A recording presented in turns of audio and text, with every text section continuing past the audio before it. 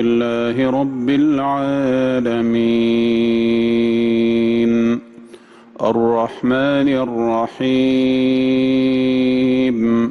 مالك يوم الدين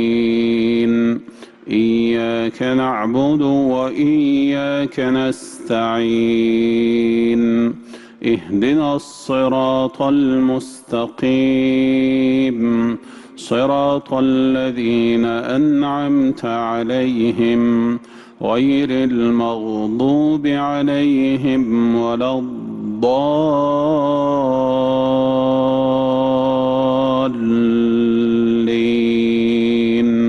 آمين.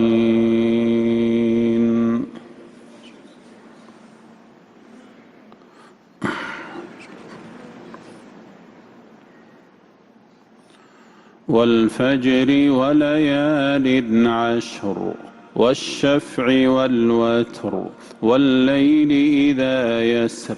هل في ذلك قسم لذي حجر ألم تر كيف فعل ربك بعاد إرم ذات العماد التي لم يخلق مثلها في البلاد وثمود الذين جابوا الصخر بالواد وفرعون ذي الأوتاد الذين طغوا في البلاد فأكثروا فيها الفساد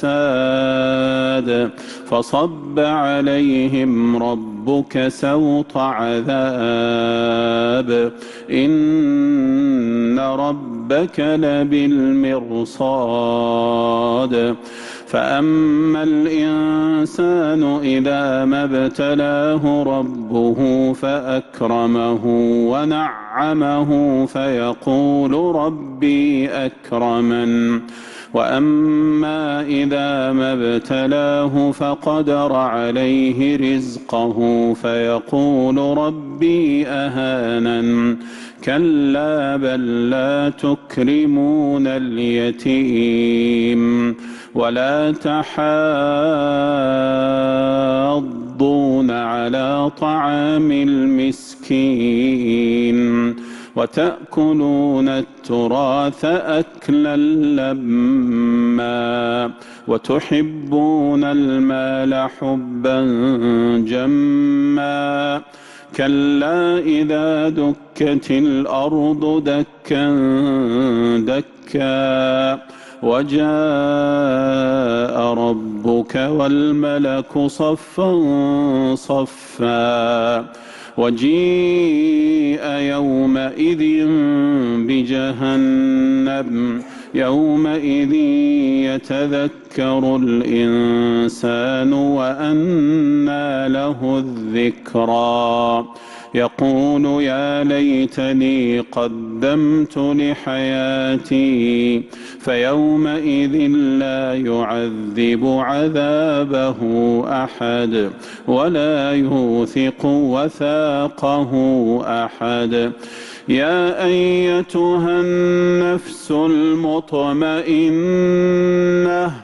ارجعي إلى ربك راضية مرضية فادخلي في عبادي وادخلي جنتي.